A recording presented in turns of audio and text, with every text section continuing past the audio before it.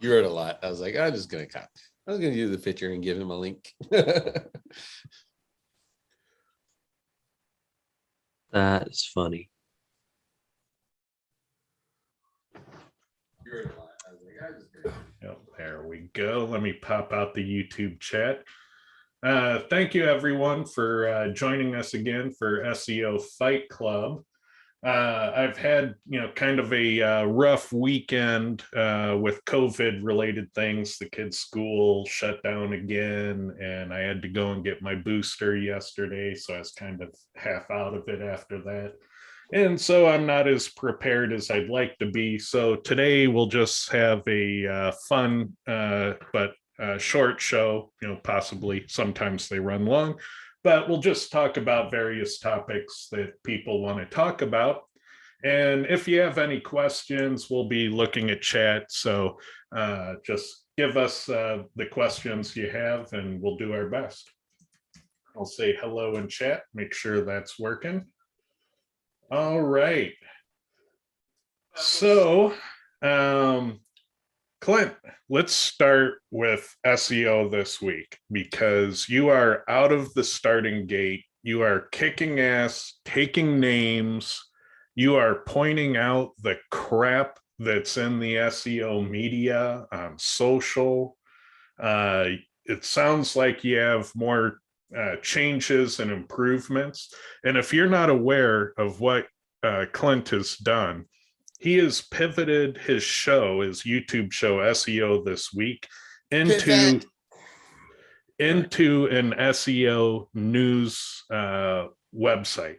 So he's going toe to toe with all the other SEO news blogs, except it's in a totally different bracket, in my opinion. The reason it's in a totally different bracket is Clint is in the trenches. He's out there ranking websites every day. That's the only income he gets to pay his bills, is making shit rank. And then B, he's the lead tester over at SIA. They have like 500 SEO tests in their collection. So he is well versed in the SEO research that's being conducted in the SEO community. And now he's looking at what Google's saying and what's in the media, and he's bringing all that experience and knowledge to bear in his stories. And that makes it different than everything else out there. So it's huge, and it's SEOthisweek.com. And I'm gonna put a challenge out there that if you like what Clint is trying to do with SEO this week, I want you to mention it in your other SEO groups, talk about it, and I want you to link to it, because I think this is something that the SEO industry needs, is a credible source of SEO information like this. So talk about it and link to it. So Clint, I know you're a shy guy and you probably cringe at everything I just said, but what's going on with your channel? Where's it going? Oh, you kind of stole all my thunder. I don't have to say anything now. No, we just did another video. I did it yesterday. Is it yesterday? Yeah, Monday. I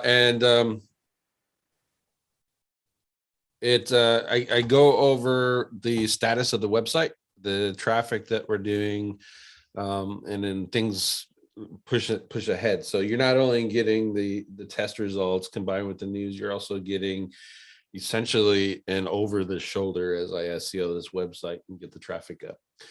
And then I show some of the numbers from one of my clients last week on, and their site is a hybrid informational / news site. And we show the revenue increases that implementing my news stuff into what they're doing and to their processes that they already had in place. So combining those two things and how we doubled their revenue from just over 400,000 to just over 800,000 in a year by just leveraging news. So I'm trying to do that with SEO this week in that website.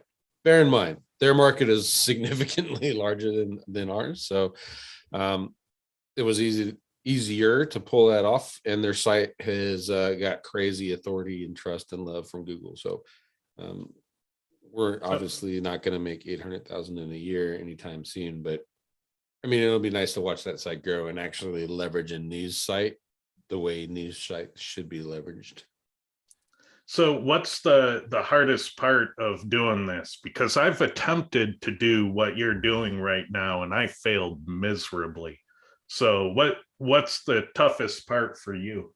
Writing the content, because there's a lot of things that I could talk about. Like today I had two options. I had the de-index links count statements from John, or I had the page speed experience update is moving to desktop.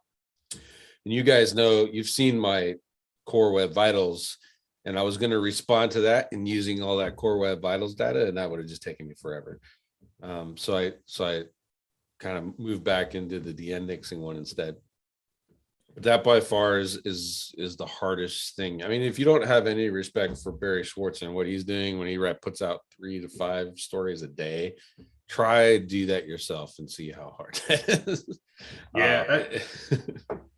I found that the quote mining, finding the things that Google says that haven't already been, published in other news sources, that's like a really hard thing to do, because when you have to look at, photographs of, John Mueller's meal at a restaurant, I mean, it's like, oh God, it's not that the meal's bad. It's like, what has my life become?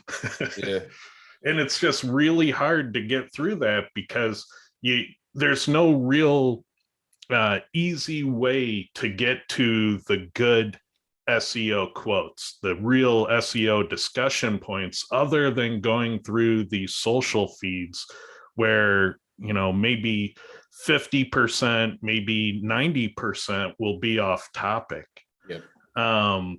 So are you finding yourself becoming more reactionary to other stories, or are you still going out there and trying to be primary and finding the scoops? It's still a 50-50. A lot of the good stuff is, like you mentioned, it's where people are tagging the Google representatives and asking them questions versus actually finding it on the Google reps feeds themselves. So that does make it harder. You got to track those mentions versus what they're actually saying. And it's not as hard on, say, Twitter, but Reddit is it's hard on Reddit. And it's even harder still on Facebook. And luckily, John just uses Reddit and Twitter for the most part. So you can follow him. Gary Ellis, yeah, not so much. He doesn't. I mean, he puts out things every once in a while, but most of their stuff is in the videos. And if you can outline and talk about the stuff that's covered in those videos before everyone else, you're doing pretty good. So, like a Webmaster Central, I figured out Barry's system. The Webmaster Central comes out, he writes all the stories over the weekend, I'm assuming, and then pumps them all out at once on a Monday. So at least that's how the December 31st January posts went. I mean, I had that outline written and posted on another website the next day or the same day that video came out, versus his was like 5 days later. So, you can jump on that stuff a little bit earlier. Are you going to make a form where people can drop tips on stories? I thought about that. I did that on the other thing for SEO this week before, and then there's only 2 or 3 people that consistently submitted stuff, so it seemed almost overly, I won't necessarily say a waste of time, but you delete more spam than you're getting good stuff. So we'll see how it grows, and as the audience goes, and maybe I'll consider adding that. Very cool.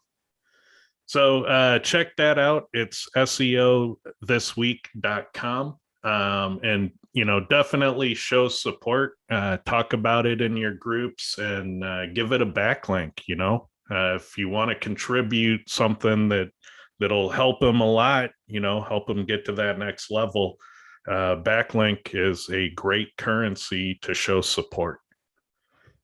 All right. With that, we're just talking today. Is there any topics that anyone has that's urgent?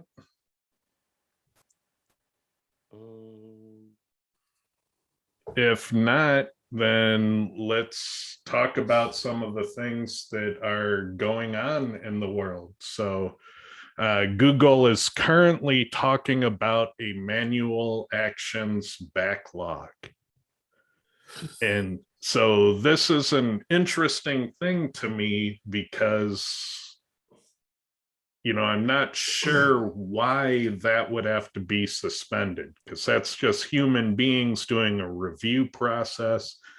Maybe it's a backlog because of the holidays, or maybe they have low attendance due to COVID absences. Or maybe the headline was misleading for clickbait.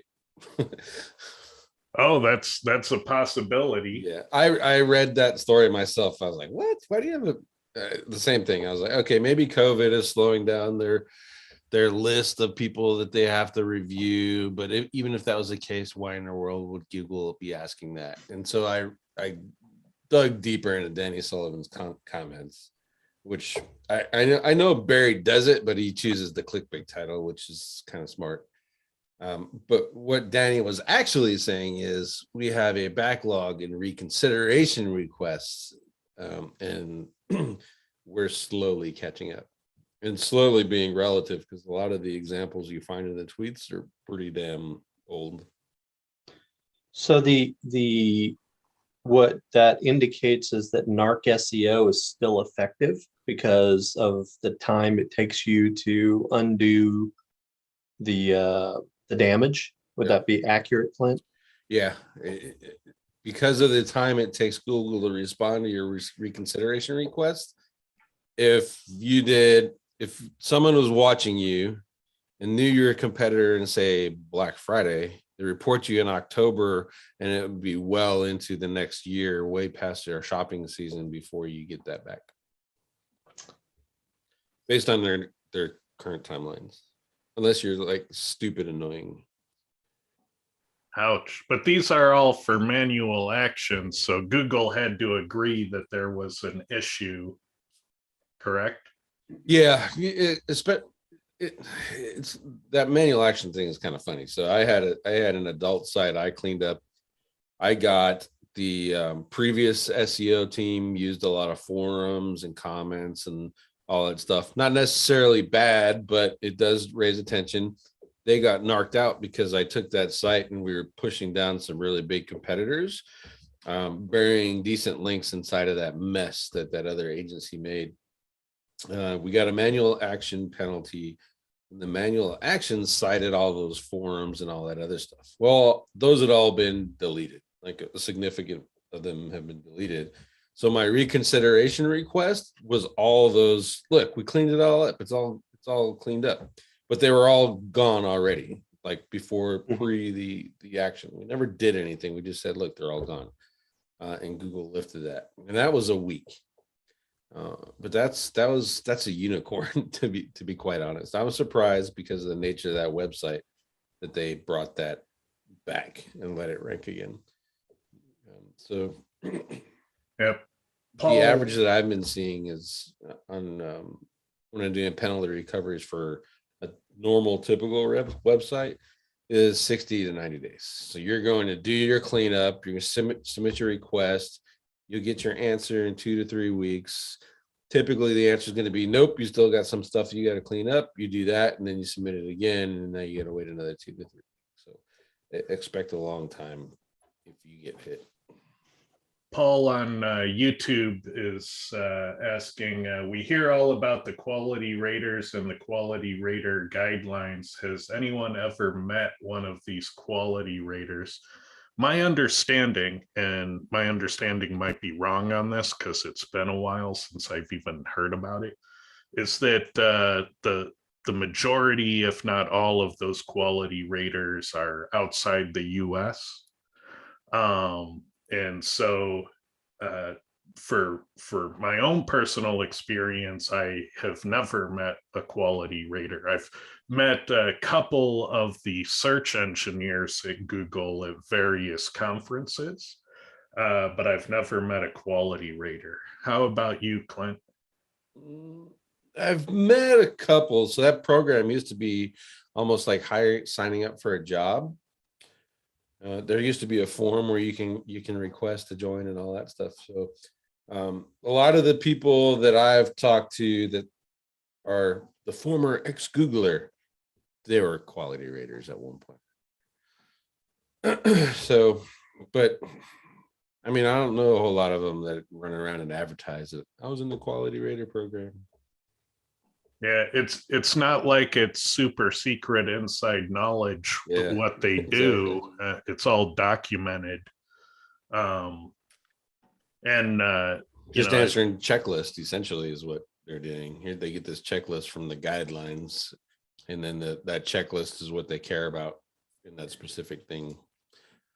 yeah, it's like filling out a survey. Yeah, exactly. And I don't think that the quality ratings have very much impact that I am aware of on actual rankings. Like it may shift how Google develops the algorithm, but I've never heard stories of, my website was quality rated and then I, fell out of search. I don't think that's what's happening there. I think they're the team that's the updates released, and they're the guys and gals that go in and check and see what happened. Yeah, they try to put a human score on the quality of the search results and Yeah. what they're seeing there. And then they probably use that data to say whether or not, a certain result was relevant or off topic. Right. And then they feed that data back into the algorithm development to try to get a better success rate. Yeah, I think collectively it's a nice sanity check on whether the current iteration of the algorithm is producing, and I'm air quoting, better results than the previous one. There's always things they clean up, always things that they tweak, and just going through and having your quality raters, even if they're going through the same sets of keywords as before and saying, are the results better, worse, about the same, helps them, just as a secondary check on how are real people going to respond to what the bots and the AI and all those sort of things do.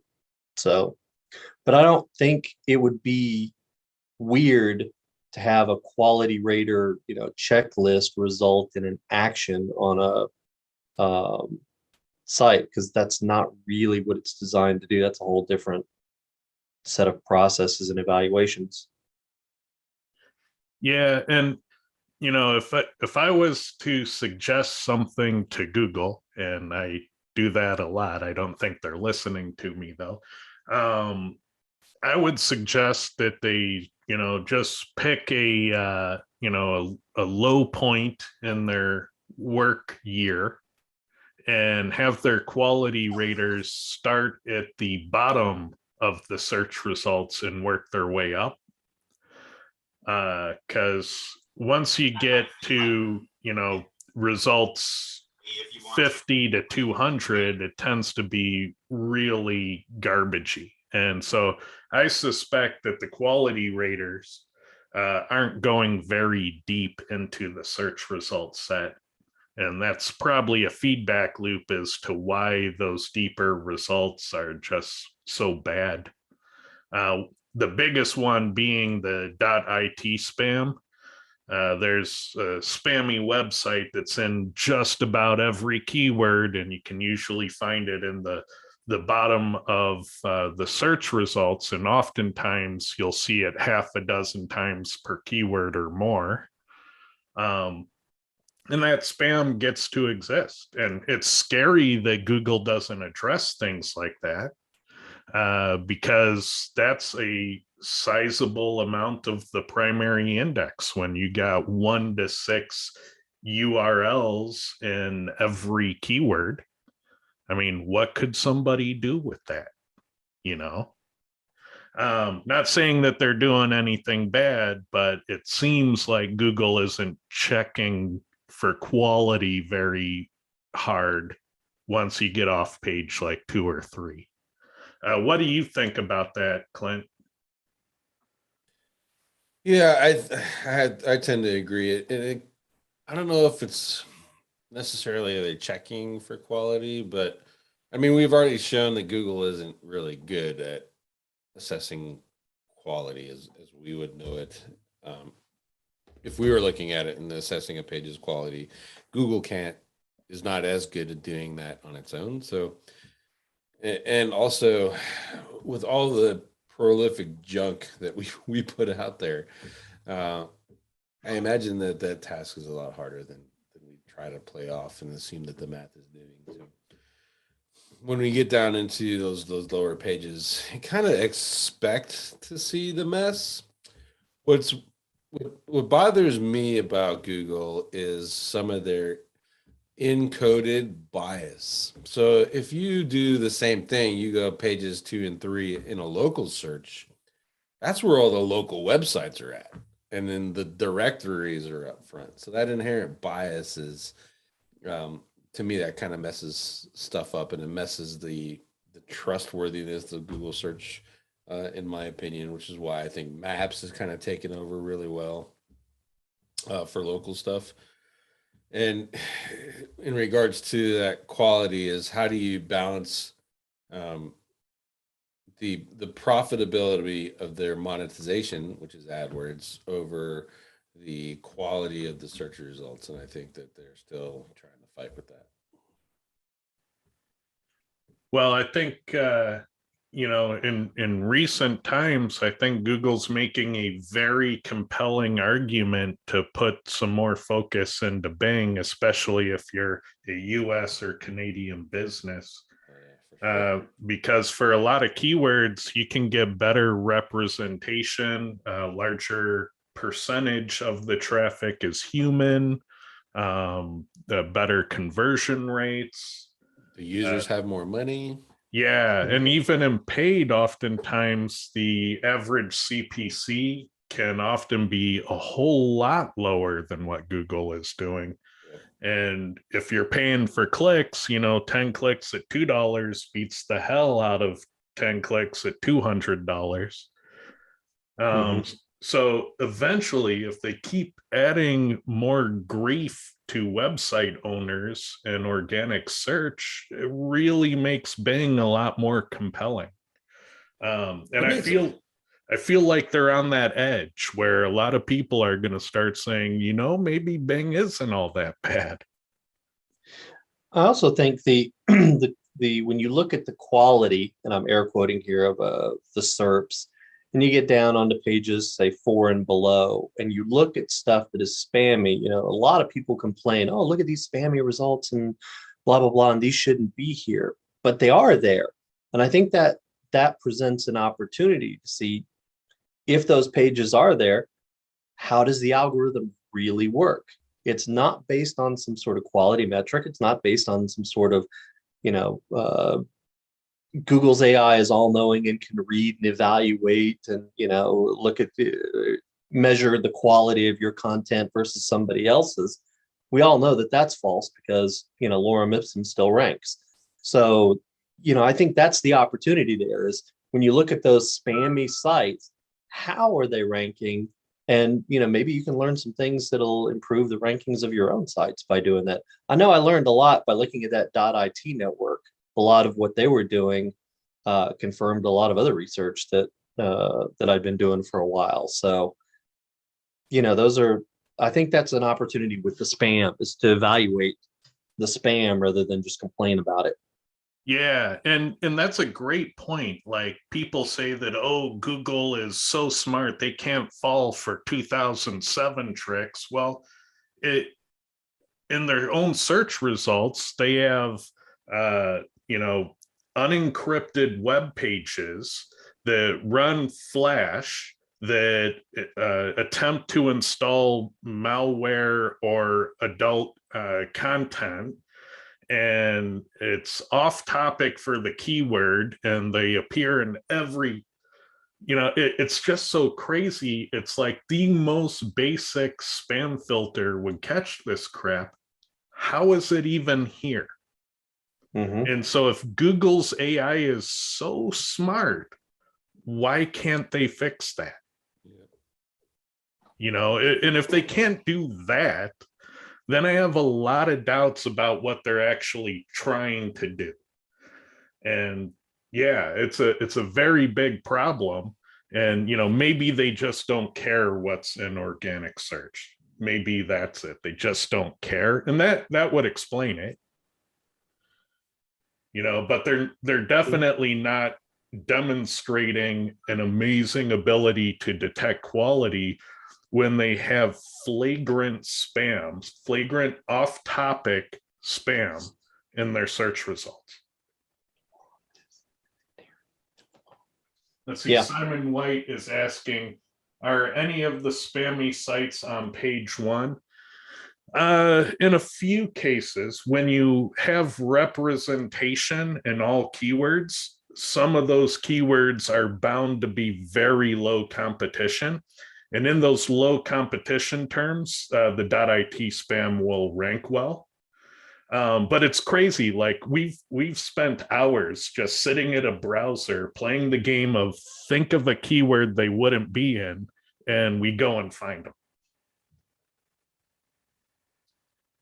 Let's see. Dan says a pure entertainment question, but will any other search engine actually successfully compete with Google?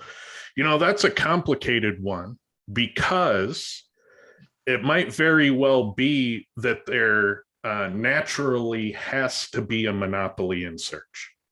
So if you think about it, if you had two equally capable search engines, what's the likelihood on any given search that you're going to check both? So if there was a tie condition, there's still going to be one that's going to emerge as the winner. And so it might always be that there has to be a monopoly in search, because searchers aren't willing to go to multiple places. And given that, we got to kind of recognize that is a characteristic of the search market, and we probably need some rules for fair play given that. It's also conditioning. So there's obviously other search engines to use, but I also have my Gmail over there. I have Google Cloud. I'm using Google Drive. I'm using all these other Google products. So I might as well just stick with Google versus changing my default search engine to Bing, because I'm going to have to go back over to Google anyway to do X, Y, and Z. So but I think it would be harder. I think it'd be harder to change the conditioning of people versus, because Bing's always been there, but people are so conditioned and so ingrained to just Google it. It's kind of like, hey, I want to know this, Google it. No one's saying Bing it, right? So, well, Bing had a series thing that they got to do as well. It's better. Bing had a series of fumbles. Like when they switched from their MSN search, which is what they were for a long time. Yeah. After that, they were live search. And they picked a brand that people couldn't use conversationally. People couldn't say, well, just live search it. So they had some terrible issues. And then when they finally realized that they needed to rebrand it in a way that it could be used conversationally, it became Bing. But by then they started copying Google move for move. Yeah. When what they should have done was completely rejected Google's culture of penalties. Had they done that, they would have switched all the website owners to being evangelists for Bing. But instead of copying Google's culture of penalties, there is no reason for Bing to ever be relevant to anyone. And so, if Bing came out of the starting gate saying, yeah, you can buy and sell links, we don't punish that. You do what you need to do to survive. And if that's how your website makes money, that's your business, not ours. It may or may not rank well, but we're not going to punish you for trying to make your business survive. If Bing would have taken that route and tempered Google, they'd be a lot more popular today. I think it would go in stages, though. A normal user could give two shits less about that, right? So that would be kind of like Google's progression with Google Ads. They started off with affiliates, got affiliates to validate the business model. Then the affiliates talk to the small business owners. The small business owners are like, oh, that's cool. And they got doing it. And then Google's like, down with you affiliates, and went straight to the small business stuff. Yeah, That but model with the penalties concept that you were talking about, that would work to the point of where the webmasters would start doing it, and then they'd start promoting it. SEOs will start promoting it to their clients, and they talk more. I don't know if that would change the rest of. Well, here's the thing. That would give them a think about how bite, right, in the market, but would it change the overall general opinion of Bing? And say, think about how Google took off in the beginning. The reason they took off like a bat out of hell in search was because of the evangelists. It was all these website owners going and telling their grandparents, hey, use Google because my business does better when you use Google. And so it's a better search and it helps my business. You should use Google. You get a lot of people doing that kind of evangelism. That's how you get, uncles and aunts and grandma and grandpa using a different search engine. And Bing never went through that phase. Google did, but Bing didn't. Let's see. Missed a bunch of stuff here. So Simon White asks, does Google's AI spam detector only work on page 1 and 2 results? Well, I don't know that they're spam detecting. They're clearly sorting based on an algorithm, and most of the spam doesn't rank well. Or doesn't get narked by narc SEO because it's ranking too low. So we're not entirely sure how that part works. What do you think, Clint? I don't. I think it's kind of a all or nothing. But there's no way to. I mean, how do you test it, right? So, and if it was detecting spam, why are Kyle's rhinoplasty stuff still working and still? Yeah, I mean that's cool. Because I agree with you on that, because after both of the spam updates, I've got pages out there that are pure spam, or they're lorem ipsum, or random alpha, and they all ranked better after the 2 spam updates than they did before.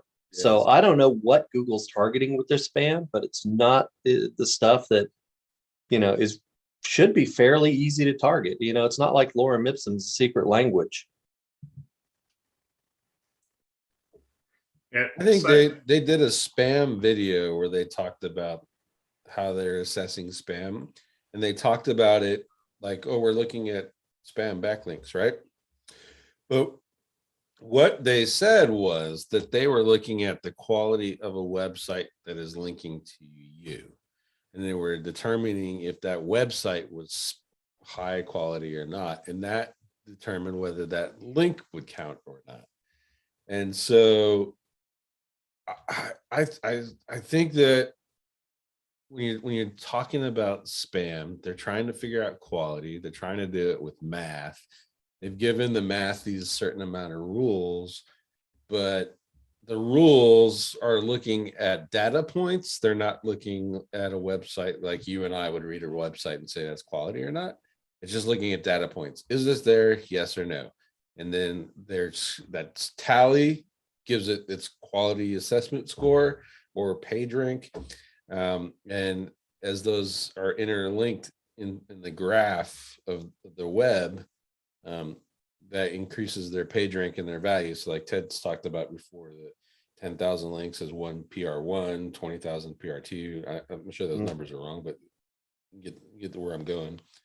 And so I think that's kind of how that algorithm is actually grading quality. I don't think it's grading So if page that's experience. I don't think it's grading content. I think it's looking at data points, and you've met all these data points, and these people have not, and so you're ranked higher than them, which is why that factor in Quora, we see that factor consistently in our reports.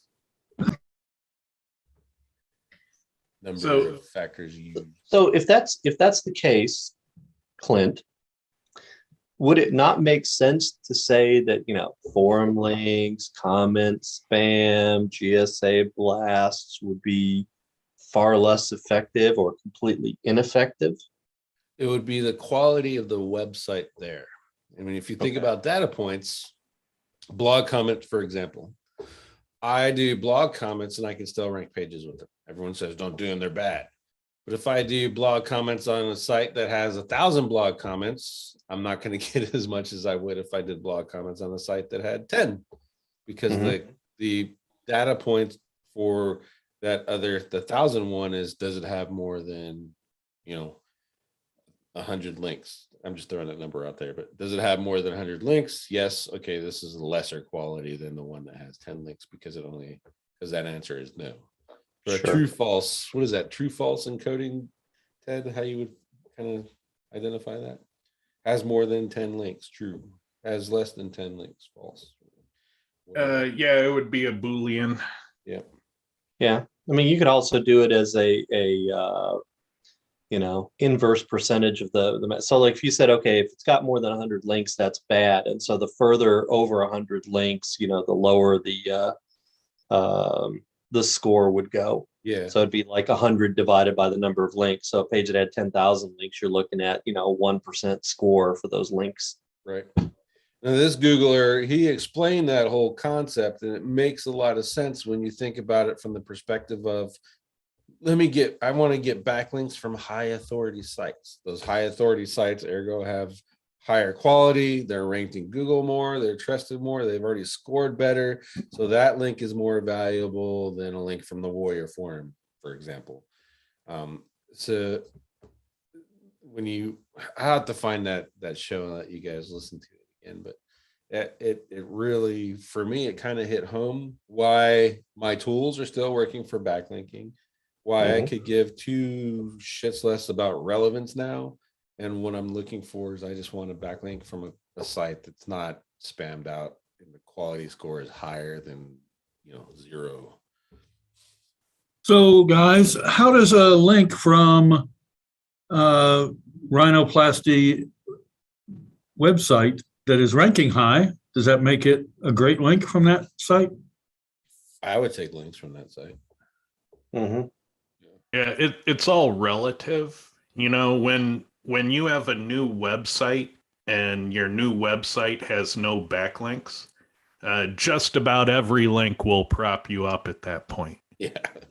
But when you're 5 years down the road, there's a lot of links that are relatively lower strength than what you need to get to the next level, and so they'll do less and less. Those PR0, PR1 links, you need more of them to do real work. And if you think about it, PageRank was a logarithmic scale. So powers of 10, how many zeros in your link count do you have? And so every time you want to get to the next level of PageRank, you need 10 times as many links, which usually means you need to acquire them at 10 times cheaper the cost. You can't spend $200 a link and get to PageRank 7.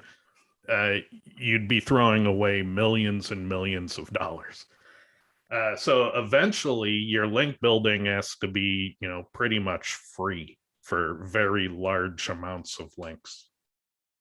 And so because of that, the natural progression for a healthy website is you should eventually outgrow manual link building. And that's usually the case around what used to be page rank 5, page rank 6. You could no longer do manual link building to get to the next level. You'd have to go to viral marketing or black hat techniques or other media exposure. And so that's typically how those work, and you have to shift gears. Simon says, I've heard Bing has 36% of search and DuckDuckGo has 9% in the USA. I've never seen that level of Bing or DuckDuckGo traffic. And I think it depends on the niche. When I was in online retail, all the way back to 2000, Bing was getting search representation in my organic traffic at those levels. And so if you're an online retailer in the US and Canada and you're not in Bing, you're potentially leaving, 25% of your organic revenue off the table. So I would definitely look into Bing if you're an online retailer in the US. Also, Once you go international, it gets abysmal. and I've seen that number too before, Simon, and it's actually Bing and all the search engines that are providing for that Bing provides results for, all added together. So the number is not 36; it's actually significantly lower. Yeah, syndicated search counts for a lot. And syndicated search is like when you buy a new Dell laptop, Dell has a homepage with a Dell search that's licensed out to Bing. Yeah. Or if you get set up by an ISP and the ISP has a start page, their search engine is licensed out to Bing. That's syndicated search. Yeah, the other thing about those numbers is the numbers are for desktop because Bing has a very, very low presence in mobile.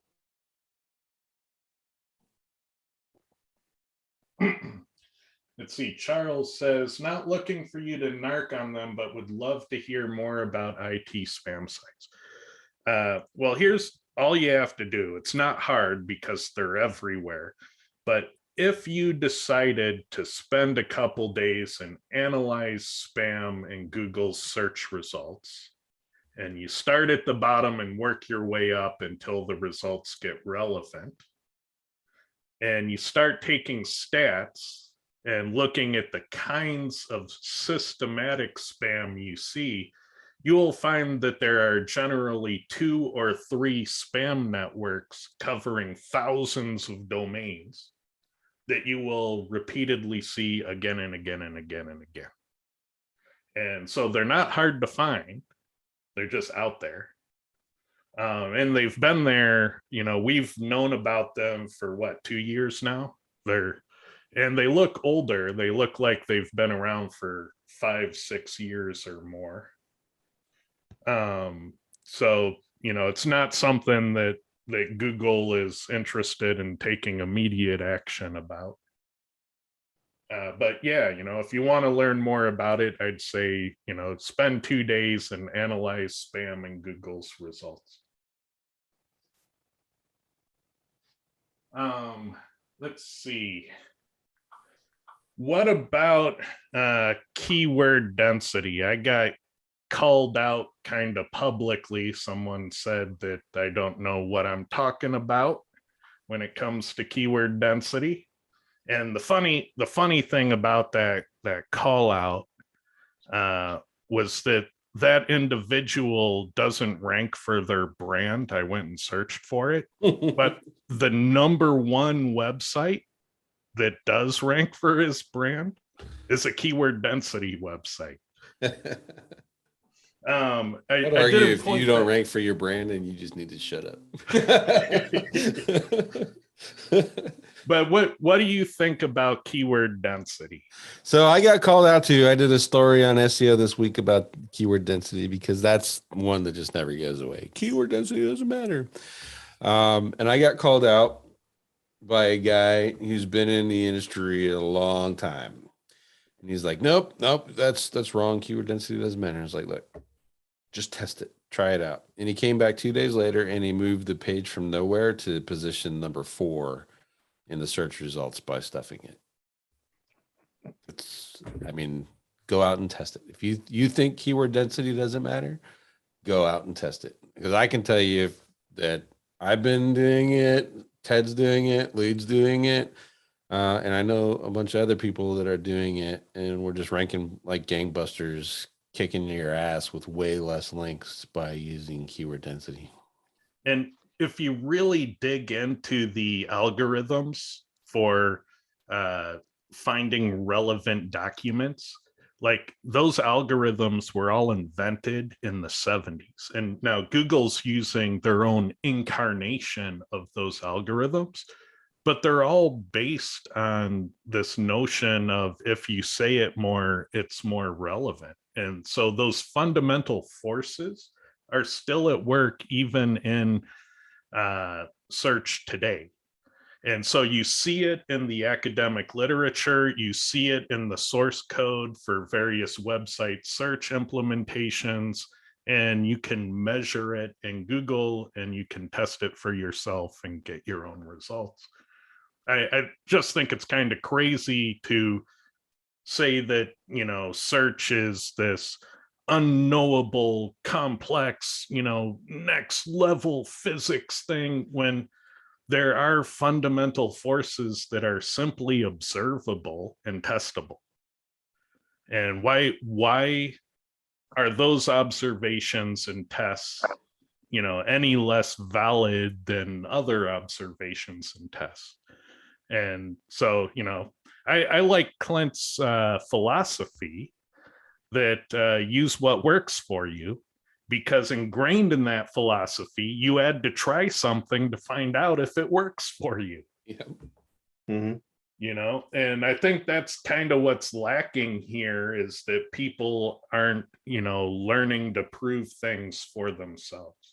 Yeah, they're following the Matt Southern school of SEO, which is it's a ranking factor if Google says it is or isn't. Yeah, Right. that's do as you're told SEO, and it's not a good form. Yeah, I got called out for this one as well, talking about keyword density and a lot of the testing that's gone on. And then I got especially called out when I mentioned that TED had tested keyword density up to 95%. They're like, that's definitely going to get you a penalty. I'm like, no, it actually doesn't get you a penalty. Now, in real keywords, you can't just throw mesothelioma on a page 100,000 times and rank number 1. There's other factors in a live SERP. But keyword density, you know, you could just look at all the competitive keywords, and those density numbers tend to be 9 to 12% consistently on page 1, which is way higher than what everybody believes the threshold before you get spanked by Google. So I'm going with Clint. Just throw some extra keywords in, see what happens. Yeah, test it, you know. And we're happy to be wrong. If you get test results to the contrary, we'd love to see your data. But yeah, if you're gonna claim I know nothing about what I'm talking about and I'm presenting data and you're not, well, I'm just gonna file that under, you know, big claims, no data. Yeah, I would have been like, come back to me after you grow up and rank your brand. That's where I'd have left that one. Any other topics people would like to discuss? Give chat a moment, because otherwise, if there are no more topics, then we will call it a show here. And I want to thank everyone for joining. Sorry I didn't have a formal slide deck, but it's, you know, it's kind of a nice break to just talk about a mix of things. Simon says, I don't care what the SEO pundits think or say. That's a good philosophy. You know, I think Clint put it best, you know, use what works for you, which implies that you try things out. And yeah, so thank you, everyone. We'll see.